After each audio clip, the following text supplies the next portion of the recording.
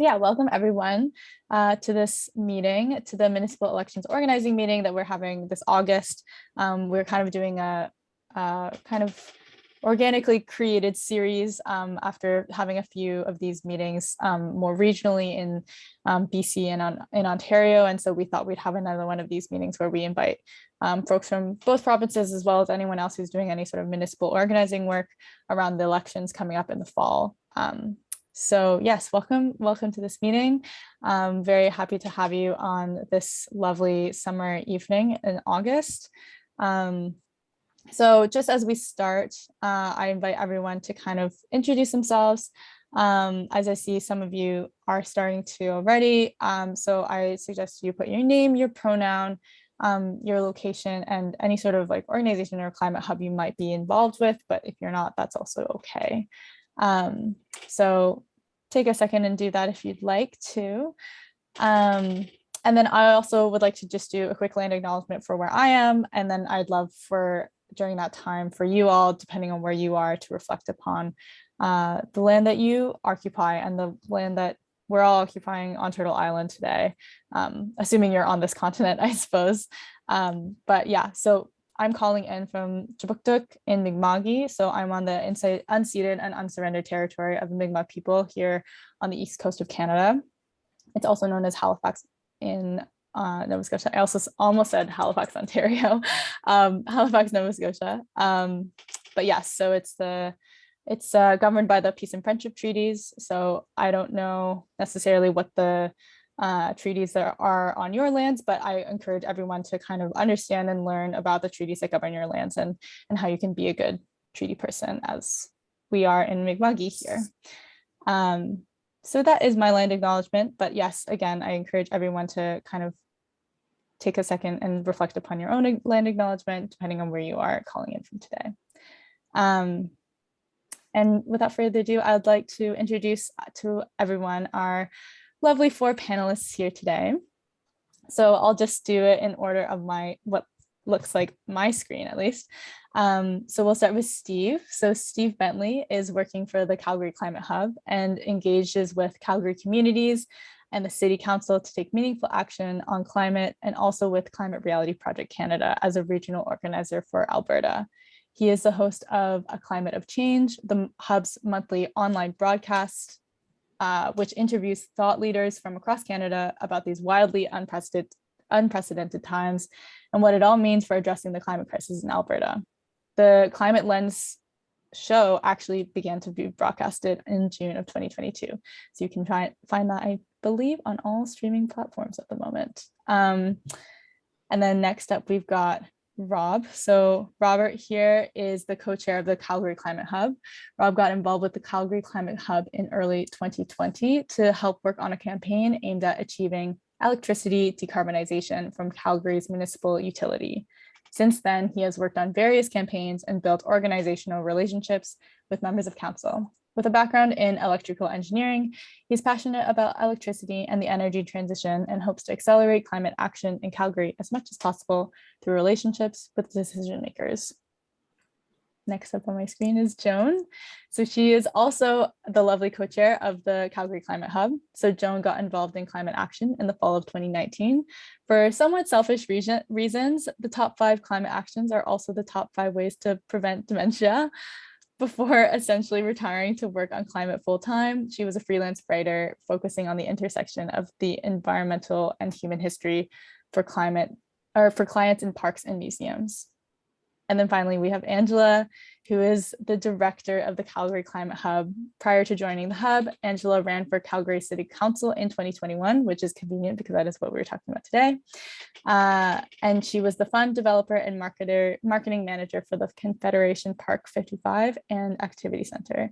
And she has a background in the arts, working with WordFest, Alberta Magazine Publishers Association, and the Calgary Spoken Word Festival.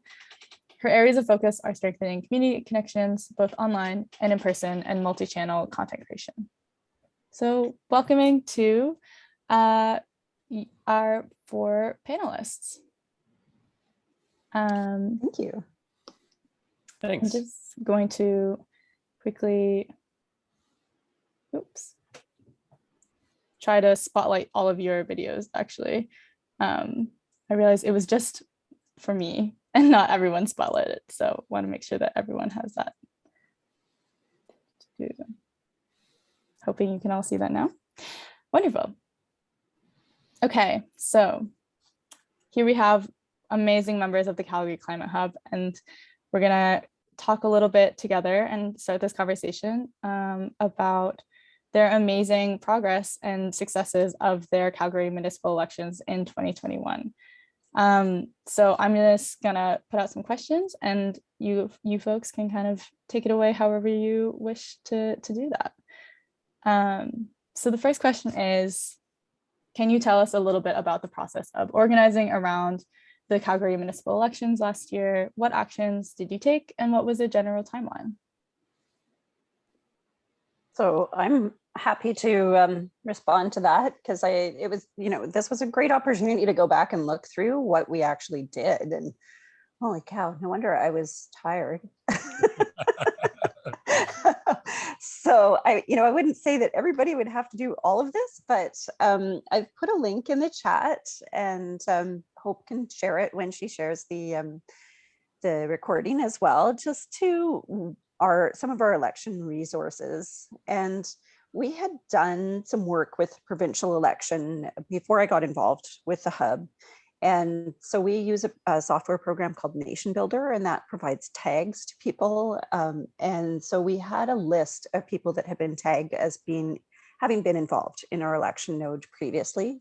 So back in January, preparing for an election that was going to happen in October, we reactivated the election node with an email to all of the people with that tag and invited them all to a meeting.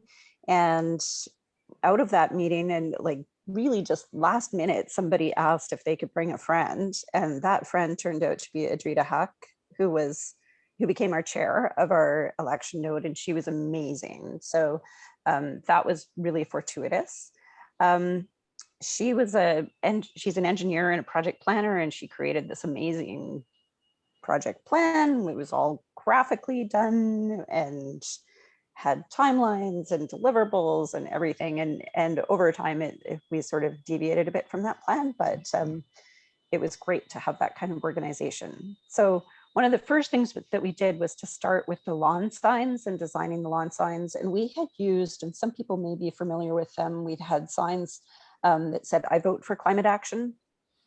And because we're trying to go for charitable status, we were not able to use the word vote because we have to be nonpartisan.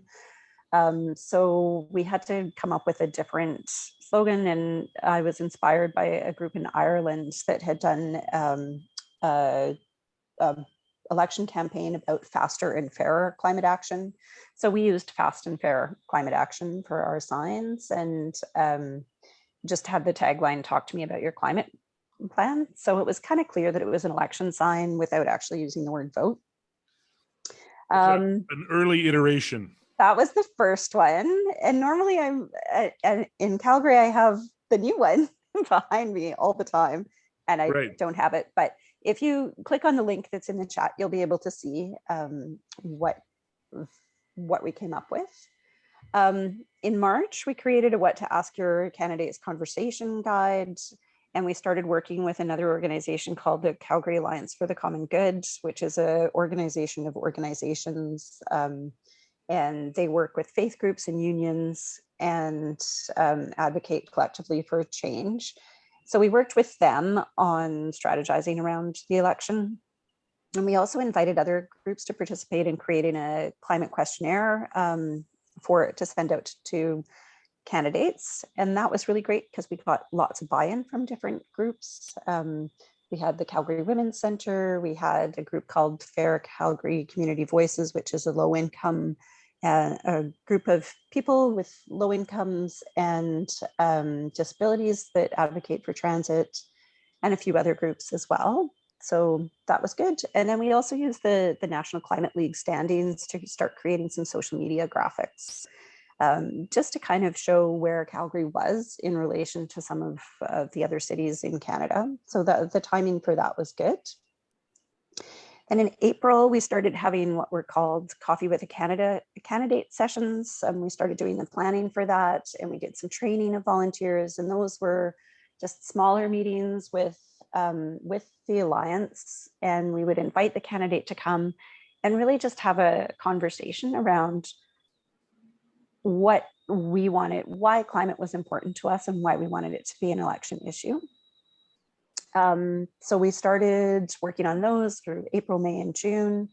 In June, we started distributing the lawn signs. And then we actually had the coffee sessions in July. And then we also posted the results of the candidate questionnaire. And we had a forum in one of the wards that had been really affected by a severe hail event, and had a forum with all of the candidates from that ward about severe weather events and community responses. So that was really positive. In August, we continued with the coffee sessions, and we also Rob created a one-pager out of our conversation guide that was just a little bit simpler and more accessible for people, and also something that we could provide to candidates. But when we also had a grant as part of another grant to be able to create a primer on municipal politics. So we got a local poli-sci professor to create that. Then while this was all going on, our co-chair, Dr. Joe Vipond, had also organized with a bunch of other organizations to do some polling. So we, two other organizations kicked in some money so we could hire a professional pollster to do some polling around climate change in Calgary. And so the polling was happening over the summer. And by September, we were able to do a big news release about the results of the polling. And Steve did a special episode of his show with the pollster and some of the other partner organizations to talk about the results. And fortunately, it was really positive for climate. It turned out people really cared, which was, in Calgary, it's always a little bit like, ooh, is this going to be okay? But it worked out. It was great. And we did a bunch of social media assets around that as well. And then we also in September, so a month before the election, we had a candidate forum with just the mayoral candidates with our partners in the Calgary Alliance. So we got most of the big names in the mayoral race to come to that. That was really good. And then we started working on Get Out the Vote. So we had a I'm Going to Vote pledge on our website. And then election night, we had Steve do a special episode, a sort of hangout so that people could gather and talk about what was going on with the election. And then we also followed up. So right after the election was October 18th. And the first meeting of council coincided with COP26 in Glasgow. And so we had a kind of fun event to welcome the new council and do it in conjunction with Glasgow and Scotland. So we took a sort of Scottish theme. So we met them on the steps of City Hall, and we gave them Time is Short bread and asked for a net zero target. So it was a really positive kind of first interaction with the new council. And then Rob kind of took it from there, and Robin and Trita created a net zero note. So that's sort of the list of things that we did. Did I miss anything? No, I think you got it all. The only other thing I'd mention is we started advocating for, on the very morning after the election, we started advocating for net zero language. We knew that the mayor who won, Jyoti Gondak, or the candidate that won, was going to declare a climate emergency, and we thought it was important for her to start using the net zero language and make a pledge. And that did indeed happen. We can't take full credit for it, but we know that we put that out there into the Calgary ecosystem. Mm-hmm. I'm wondering if did you ever speak with Angela as a candidate on that level, in terms of like lobbying Angela around at all? I don't know if Joan and Steve know this, but Angela and I actually did talk during the campaign, which is a little funny, but. Yeah, absolutely. One of the things that the Calgary Climate Hub really did was position itself as a major force in the election. So every candidate was like, have you talked to the Calgary Climate Hub yet? Because they gave themselves such significance. We as candidates were looking for so many ways to be able to show what we believed in and to align with people that we wanted to show support for. That the Calgary Climate Hub came in at the perfect time to interview people that believe in climate action, and the signs they put on the lawn signaled to me as a door knocker who would potentially be somebody on, on and around my platform, and that would help with the support and to understand how many people believed in climate action within the neighborhoods that I was polling. So that made a difference on all ends, I would say. But for you guys to come out of the gates saying, we are the people that you need to talk about climate action to, is, I think, the major thing that made a difference, both for the city councillors that are in place now and still recognize the Calgary Climate Hub as somebody to be recognized, but for all the candidates. Yeah, and I'll just add something in.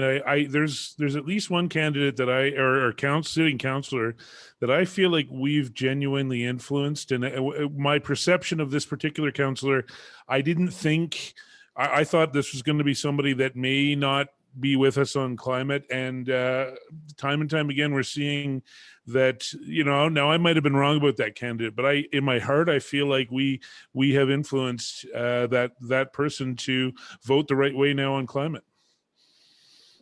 Yeah, and Rob, did you want to talk about some of the stuff you did behind the scenes? Because Rob has probably single-handedly done more for climate in Calgary than almost anyone in the last 2 years. So chat a little bit about what you did. Yeah, I mean, I think that's probably overselling me a little bit, but yeah, I guess kind of a lot of what I had is kind of just around how I think we utilize the electoral cycle to kind of develop relationships with councillors. I think Joan touched on kind of a lot of what we did, but I think specifically the coffee with the candidate events and kind of how we utilize the climate platform that we came up with, I think were really important. So the coffee with the candidate events, I guess just to kind of dig into those a little more. So I guess for those who maybe haven't heard of them before, kind of the reason why they're called coffee with the candidate events is because candidates will sometimes do things called coffee parties. Usually they're kind of like half a fundraiser, half networking, and they'll be in someone's backyard and they'll serve coffee. So obviously COVID was still a very big factor when this election was going on. So we did them all virtually, which I think worked really well. Like, honestly, I have no idea what we did in the world before we had Zoom, like so much less productive. But yeah, so we organized them as Zoom calls, and there would be one organizing volunteer. So often it was myself or Adrita, but I know I think Pamela did a few. I think maybe you led a few as well, Joan. And then we would have anywhere from kind of like 3 to 10 members of either the Climate Hub or partner organizations. Like we worked a lot with an organization Joan mentioned called Calgary Alliance for the Common Good on these. And really these events, I think one thing I tried to say to some of the volunteers that we were working with on them is, really these events are also, it's not just a favor to us from the candidates. Like really these are events that the candidates are really keen on going to as well, because this is their opportunity to campaign in a way that they're not often going to get a chance. Like they're going to get people's attention for an hour, and they're going to get to really impress on them who they are as a candidate. So really I'd say the benefits go both ways. The candidates get to pitch themselves to us as the electorate, and we get to ask about, how do you align with our values? Here's our values that we want you to be aligned with. Yeah, and I think these events also kind of put us on the map, kind of like Angela was alluding to, as a professional organization, an organization that you should be coming to on climate, and that has expertise and networks of expertise. So I think we probably hosted up to, probably about a dozen or so. I don't want to just make up numbers, but I think I personally hosted 3, and I know Adrita hosted probably another more than that. So I think, these were great ways to build relationships with eventual councillors. And I think, kind of in concert with that, having the climate platform and having kind of consistent points across the organization as for what we're asking of councillors really helped us as an organization make more sense to them. Because I'm sure, Angela can speak to this as someone who ran in the last election. As a candidate, you're just strapped for time. You're probably even more strapped for attention. Like, you're not going to have time to sit and research every issue for the days or weeks it'll take you to understand it. You need competent organizations and competent friends around you that can help you work on the issues effectively, and people you can trust. So I think establishing us as an organization that can be trusted on climate, helps climate action in Calgary, but it also helps us advance our positions because we have that kind of trust and credibility built with the candidates. So Joan and I, so we worked on developing a platform, and I think part of it, Joan had a lot of points, and I kind of organized some points from past campaigns we worked on, as well as a couple actions that other cities had taken on, and we kind of put it all on one page. I shared it in the comments. I shared the Google Doc with people, but you can find a PDF version on our website. But I think it's a good format. I think we've probably used it too much at this point. I think we need to probably, Joan and I were talking earlier today, or maybe yesterday, that we need to have a graphic designer spruce it up so it looks nicer. But I think it's very functional. Like it does what it needs to, but I think it could always be done better. But yeah, essentially we wanted kind of everything on basically one page, so you could print it off and just give it to someone, and they'd be able to take it, and it wouldn't feel overwhelming, but it would have kind of everything we were trying to say. Another way that we kind of looked at when we were developing it was we kind of tried to map it to where Calgary's emissions were and what our values are. So where Calgary's emissions are as far as climate mitigation, to get those down to zero. We wanted some stuff facing for adaptation, and some stuff as well for to speak towards climate justice. So in Calgary, our emissions are kind of like, you can look at them in kind of two different ways. You can say, where are they coming from? And it's about 1/3 cars, or 1/3 vehicles, and 2/3 buildings. And you can look at it kind of by fuel as well. So it's about 1/3 from electricity used in buildings, 1/3 from natural gas used in buildings, and then 1/3 from gasoline and diesel burned in vehicles. So we kind of had a focus on decarbonizing electricity, decarbonizing, or I guess electrifying vehicles, and having mode shift just away from those vehicles in the first place, and as well as retrofitting buildings to become decarbonized. Yeah, and then I guess the main way we utilize this platform, we had it on our website, so it was kind of, if someone was interested in where we stood, they could come and see those positions clearly. But also we marketed it to candidates as well through stuff like the coffee parties for sure, but also I think, and this is kind of just my own personal stuff that I've done, but I've been pretty active in political campaigns over the last few election cycles, not just municipally other, but I think working with some of the candidates and kind of having these networks from other campaigns I'd worked on before the municipal election was really important to kind of getting these this platform into kind of like the hands of the right people, like Angela, or we had positions almost straight out of our platform from a couple other now sitting councillors, and we did have some positions from the mayor as well in her platform. So I think kind of having those relationships that I'd built through the campaigns, one of them was directly with the candidate who's councillor now, I think really helped us get those positions in front of the right people. One asterisk to add on to this though is that, and this is especially true for Calgary Climate Hub, we're a non-partisan organization, we're applying to be a charity. So it's really important that there's kind of a distinction on what hat you're wearing when. So, if I'm out door knocking for a candidate, I'm not door knocking as a member or as co-chair of the Calgary Climate Hub or as a representative of the Calgary Climate Hub. I'm just doing it as myself, but then also as myself, if I know this person, I can also have a conversation with them as someone from the Calgary Climate Hub. So anyways, it's just important to have those distinctions, but I think, these kind of networks are very important to kind of, enter. And then I think kind of the last thing I'll say is that, the relationships that we formed from from marketing the platform and from the coffee parties, they've been very useful, I think, post-election. Like Joan talked about how after the election, we were very quick at having the event, the Time is Shortbread event with through COP26. And then Adrita and I, because we kind of had the platform, we very quickly formed kind of a post-campaign group that was going to focus on a new campaign on some of the objectives in the platform. So Steve alluded to that with net zero. That was the first item on our platform, was a commitment from Calgary to net zero by 2050.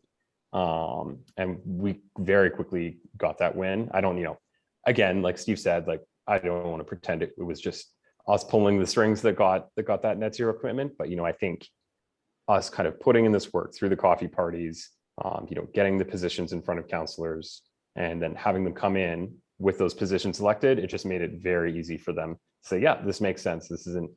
This needs to be done. This is, the first step in us pursuing genuine climate action is committing to a genuine target, which is net zero by 2050 as defined by the IPCC. And then, having kind of those positions on what net zero by 2050 means and what the implementation of that means, and reaching out to the councillors after that to, continue those relationships, which made it easier since we kind of knew them from the electoral cycle. So, I'm sure I could probably talk about this forever, but I'll probably put the mic down for now, but happy to answer any questions. And yeah, and I guess one maybe final thing I'll say is that Adrita's not here tonight, but a lot of credit goes to Adrita. She did a lot of work in organizing for this, and she did a really good job of leading the election team. Yeah, Thanks. absolutely. Props to Adrita. And the other thing was there was a federal election in the middle of the municipal campaign. And so Adrita managed to also organize one of the 100 debates for the environment for the federal election while she was also busy doing all this. I don't know how she had time for her day job, but Yeah, I forgot about the federal election. That was also I was like, oh yeah, we're just so traumatized. So there was a question in the chat that I'll just mention just for the recording, but there was a question about when we released the election platform, like how far ahead of the actual election. So we did the election was in October, and I had the conversation guide ready to go by March, but it was kind of heavy sledding for people to work their way through that. So the platform, the sort of one pager, we released in August. So that was 2 months ahead of the election.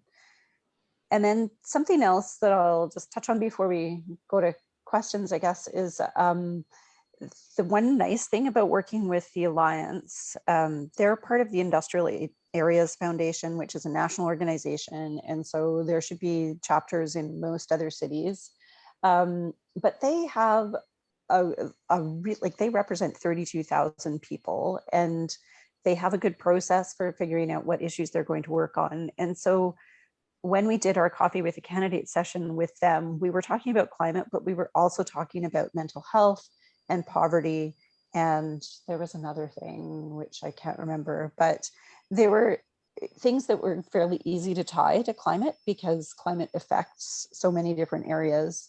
And it just really gave a sort of broad spectrum to the climate issue so that it wasn't just an environmental issue. It was also like, I'm lying awake at night worrying about climate change, and that's affecting my mental health, and there's no support because the government's cutting these things, or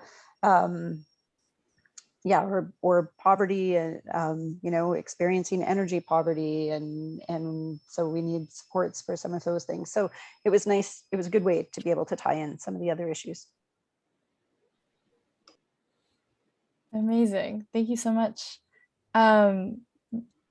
Such amazing, just exposition of everything that's going on. We're just going to jump into just a quick second question about the strategies that you all use to kind of help mobilize your fellow citizens to vote around climate issues. I know, Steve, you did a lot of work on kind of releasing the polling results. Do you want to talk a little bit more about that? Yeah, well, I didn't do any of the work in pulling any of it together whatsoever. I just, I do run the hub's Twitter, so I end up being the public face of, putting that stuff out there, or at least the public wordmeister, I guess, maybe.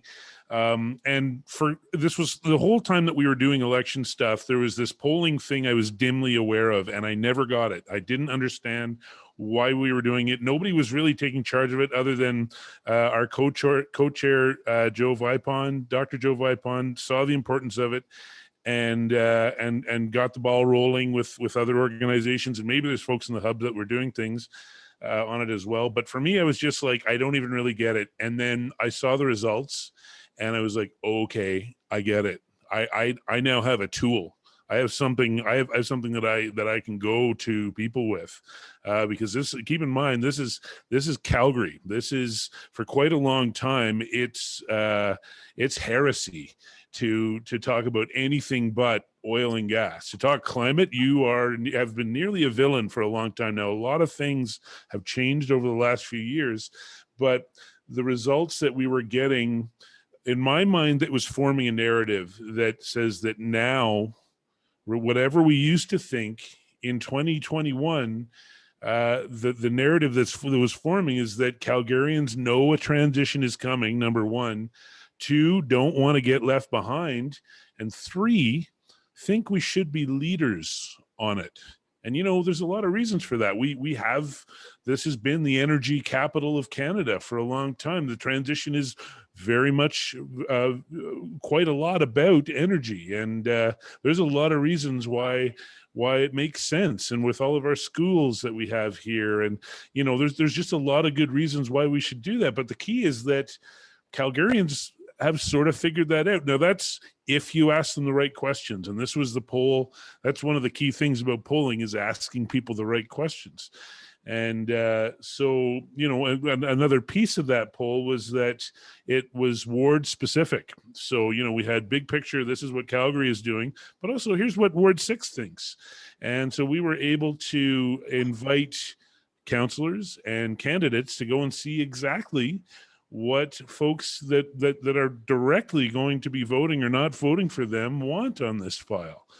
And I think that's a big deal. I also think, for everybody that's listening right now, my guess is your city probably has even better results. Like, Alberta is the most small c conservative, I guess we'll say, in the country.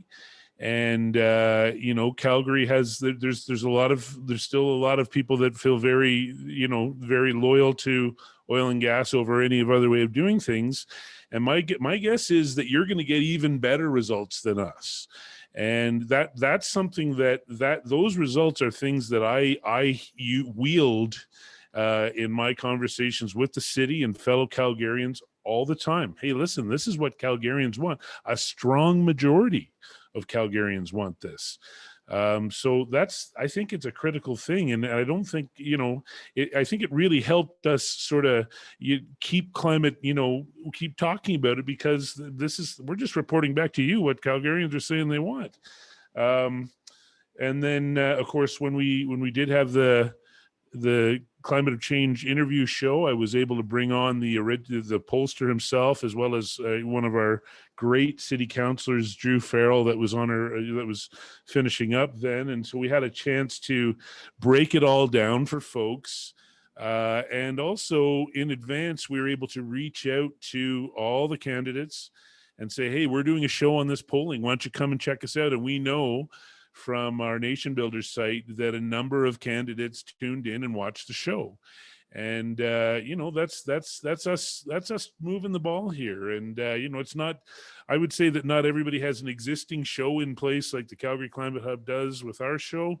But there's no reason that you couldn't host an event and reach out to all of your networks and get somebody that's got a bit of a social network following to reach out to those candidates and see how many people you can get tuning in to talk about what you want to happen in your city. I'll just echo what Steve said. Actually, I meant to touch on the polling. Steve did a way better job than I could have talking about it. But I think that's another kind of, it's another kind of proof of proof of competency for the organization that I think has really helped us establish ourselves as someone to listen to on climate. This is maybe getting a little bit off topic, but in kind of, you know, classical like communications, there's from Aristotle, there's this theory of persuasion called the rhetorical modes. So there's kind of 3 ways you can appeal to someone, and they're called ethos, pathos, logos. So ethos is like your credibility or your authority. You know, like listen to you because I respect you. Pathos is like it's like your emotional appeal. So like I listen to you because I care, or I listen to you because I like you. And then logos is just like the logic of your message. So it's like I listen to you because what you're saying makes sense. And I think having that ethos is, or having all 3 is critical for a persuasive message. But having that ethos as an organization, having that credibility, I think is really important. The polling was definitely a big part of that. Yeah, and I should mention our pollster is very well established as a as a top-notch person in his field here in Alberta. And so Brian Singh is his name, and you want to make sure that you have you want if you want that poll to matter, then you want to make sure that you've got good solid polling that's defensible by anybody that's wielding it.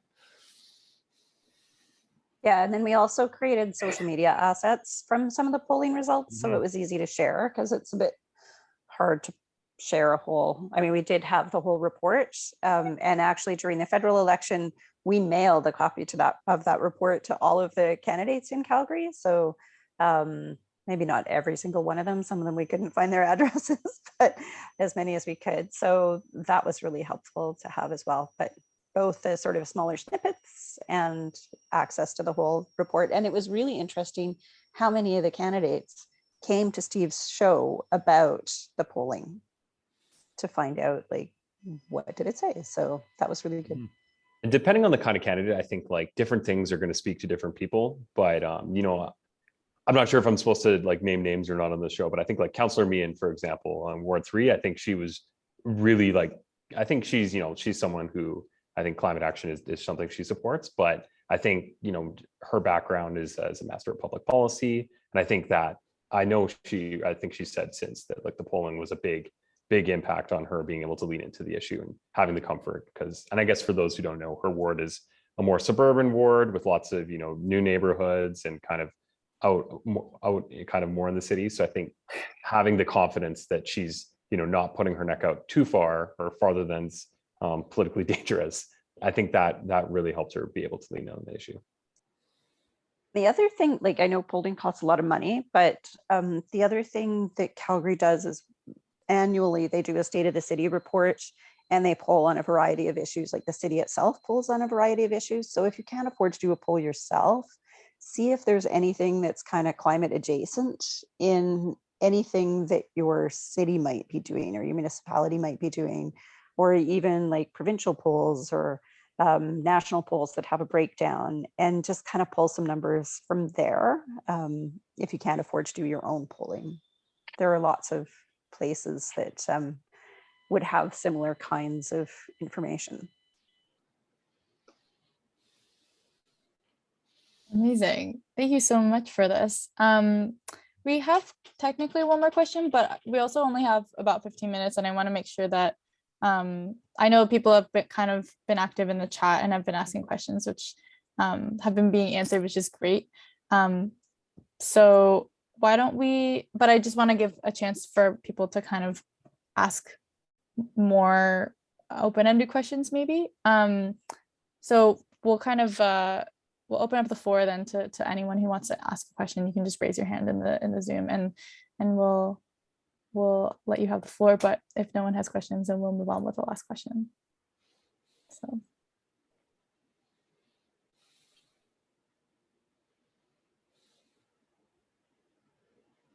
Heather says, I see a vote pledge section on your website, though it only has 32 signatures. Could you share what that's about?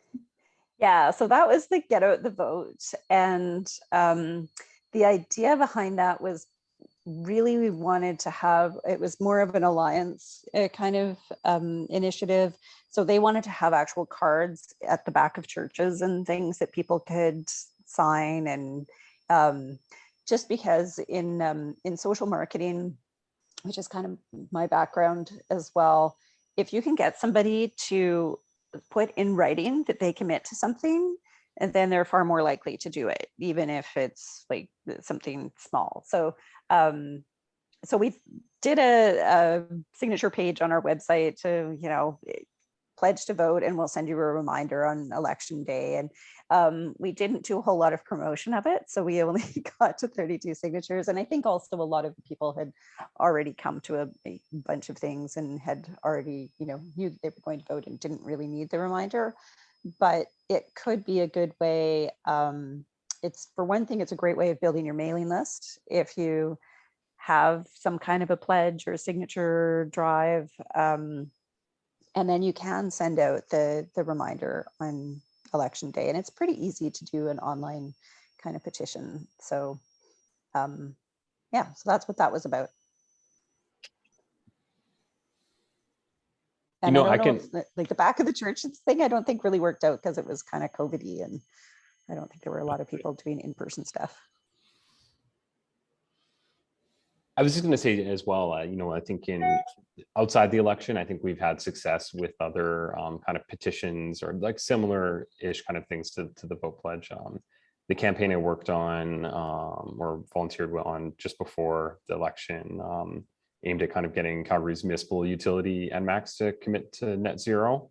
Initially, we weren't really getting very far with them. I'm speaking with them directly, so we did kind of a petition or kind of an open letter that people would sign on to. And we got, I think around, if I remember correctly, I think 250, I bet it was 250 or 350, but not an extraordinary amount of signatures, but you know, these were real people who were signing it. And we were able to kind of leverage it into a few media stories. So I think that that's another way these kinds of things can help. And of course, like Joan's saying, having, you know, having more people on your mailing list is important too. I was actually going to ask, I can ask a question maybe of you, Joan. I do more kind of media with the hub now, but you know, I know you and Joe wrote an op-ed, I think in the summer leading up to the election. And I know we had a couple of media appearances, and, you know, was there much strategy between, you know, yourself, Joe, and Adrita on that? I think I maybe did one interview, but it was just because I was kind of the person of last resort at the time, I think. So Yeah, we were fortunate in that Adrita, I can't remember, I think she was also involved with Engineers Without Borders and the Circular Economy Club. And I think she was getting some media requests thanks to her role in those organizations. And so she was able to kind of leverage that. You know, she was featured as like a young engineer in Calgary. And so she did an interview for that.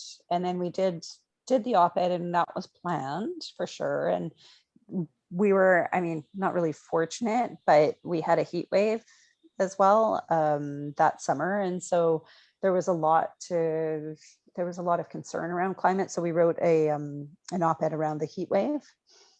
We had some trouble getting it picked up because, of course, during an election cycle, there's a lot of people that want to do op-eds. So I think we were able to get one of the more independent media organizations to pick it up, and then we published it as a blog post, I believe, as well. yeah, I think Livewire published it, I think, right? Yeah. And then just like we were really hampered by not being able to have a lot of in-person events. You know, I know Saskatchewan, was it in Regina during their municipal election? They did some really fun things with the signs, like they built a house of cards on the legislative grounds, or just kind of doing some fun things that were sort of in person and news. Or, you know, the thing to remember about the media is, especially like television, is they want an image that they can go and like take a picture of or film an interview in front of, or so they need like lots of people or something that's visually interesting. So if you can provide them that, then that's really helpful and increases your chances of getting coverage. I see a hand up from Janet there.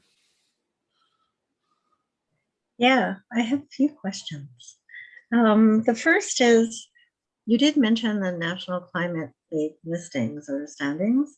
So given that this is, an annual piece that we work on with the Climate Reality Project, I'm wondering the value and the meaning it had, and at what point particularly did you kind of dive into it or amplify it in what you've been doing in Calgary? Yeah, sure. So it came out, was it released in February? I want to say, I think it was around February. And so when it came out, we tried to, we have been really kind of lax on the MCL stuff. So we haven't really tried to get a whole lot of media coverage around it. But that year was a really good year. The graphics were very simple and easy for people to understand.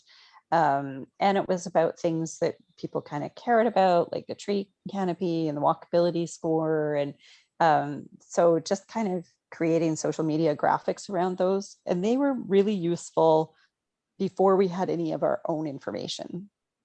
It was just like, where does Calgary stand in relation to some of the other cities? So we didn't have the questionnaire yet. We didn't have really the platform yet, but it just kind of started planting that seed. So. Great, thank you. My second question is, you noted in the chat, one of the participants this evening said, in Ontario, we're like 2 months from election day. And so the question is, if you have minimal resources and you want the best bang for the resources, what would you recommend that we pay attention to and focus on, given we have 2 months before the election? I really liked the candidate questionnaire. I found that was something that engaged the candidates and also gave some kind of hard data to people, to voters, to sort of sift through some of the platforms. We didn't talk about, we also did lit drops. So if you have a little bit of money, you could do some lit drops. I don't know how effective those are in the long range kind of thing, but the candidate questionnaires were also good. Or if you didn't have time to organize those, maybe doing a forum with some other partners might be good. So Rob, what would you suggest? You're more of a political strategist. I kind of missed the question, but was it kind of like, what did we think was the most valuable thing we did, or what did we like most? So if you have minimal resources and you're 2 months out, but you want to get the biggest bang for whatever it is you do, it could be the buck or it could just be the focus, what would you recommend from a strategy perspective? Yeah, I mean, I think the platform is a really important aspect, and I think it's important to kind of have buy-in across like the organization, make sure that everybody agrees on everything that you're trying to represent. But I think getting on the same page and all asking for the same thing is a really important thing. And it, again, like I was kind of saying, it kind of makes the organization make sense to the candidates, because they're so busy, they're not going to have a lot of bandwidth to try and understand a lot of nuance. So you need to make it easy for them. I think, like Joan's saying, I think the questionnaire provides, for people who are really keen and who love to do the research on the candidates, it's going to provide kind of a one-stop shop for them to kind of see the positions. But I guess, sorry, when you said constraint, did you say constraint for resources? Was that the word you used? Yeah, it's minimal resources. Yep. Right. Yeah. So, I mean, I think you have to just think as well, like what's, for sure financial resources, but what do you have as far as volunteer resources as well? So I think if you can kind of, the platform I think is easy, that doesn't take that much resources to create, especially if you already have kind of a history of positions that you can kind of just coalesce onto one page, and then it's not that much more resources to just blast it out to a lot of different candidates as well. I'd also say, if where possible, leverage your strategic partnerships and partner organizations. And if you've got a platform, then can some of these like-minded organizations sign onto it and share it with their networks and try to get a little buzz going? Like Joan mentioned the Alliance a few times, the Calgary Alliance for the Common Good, which has a lot of people throughout Calgary, and there's a number of organizations that you're able to connect with. So if you're able to leverage those relationships, then maybe you can punch a little higher than your weight, or whatever the expression is. A non-violent version of that expression. I think one more thing I'll add too, and this is, I think, again, let's be kind of like, clear on kind of, whether this is an organization doing it or kind of people doing it. But I think as far as people in an organization, if they're all, and again, on their own choices, not directed by the organization, but if they're, I think if they're working with the candidates directly and, helping them with their own campaign activities, I think that can be a really powerful tool for after the election. Like a lot of these candidates, their teams aren't as big as you'd think. They've maybe got like 10 core volunteers or something. So if you're one of those 10 people and that person gets elected, like you've got a great relationship now with a decision maker. And that, I think that can be really valuable. And maybe you're not dictating the terms of the election anymore. Maybe you're just kind of building the relationships inside it. But now that after this person's elected, maybe now you can start kind of, I don't want to say dictate the terms of what the government does. That's a little extreme. But now you have input yeah. And I think Angela maybe just said their attention, or Janet did, and that's right, attention. And I would say support. I would say that a lot of these sitting councillors want to be able to make these decisions. Mm-hmm. And if you can bring the data and the research and the power of the people saying this is the right decision, then they feel confident in making it. And so showing up matters after the election, supporting, and in everything we say to them, we say we are supporting you in the right decisions here. We're not trying to bully them necessarily into doing it, but I think it makes a difference for for councillors making these decisions, that they have the power of our voice and our group behind them. Absolutely. Yeah. So I hope I'm full of time. I do have one more question, but I'll pass it on to you. Thank you. Yeah. As Janet said, we've got 2 minutes left. So I'll just say some closing remarks, and I'll also I'll start by letting Steve actually promote his new show, if that's okay, and then I'll say some quick final remarks after that and let you all go at the hour, because I want to be respectful of your time. Okay, I'll be real quick. First of all, we have another Climate of Change show this coming Wednesday. It's all about winning the transition, the climate transition. So instead of all the negativity that goes on and the way people try to push climate as something that is about sacrifice and suffering, isn't there a chance that this can stimulate our economies and create jobs and prosperity? And it turns out there's a lot of reason to believe that's exactly the case. So that's what that show is going to be about. I invite you all out to that. I'll put the link for that in the chat. And then the other thing is, as we mentioned earlier, we just launched a podcast called The Climate Lens.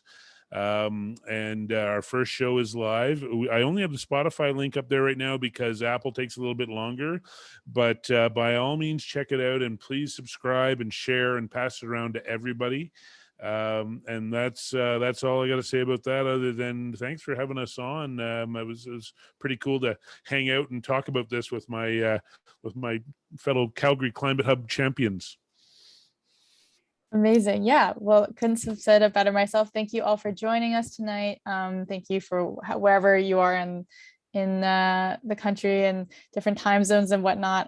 I see a lot of the panelists have been posting their emails in the chat, so I'll post those in the minutes that were circulated, like that document that was circulated, in case you want to get in touch with any of these people and further speak with them or ask any questions. Yeah, have a wonderful night. Thank you so much. I will end the recording now.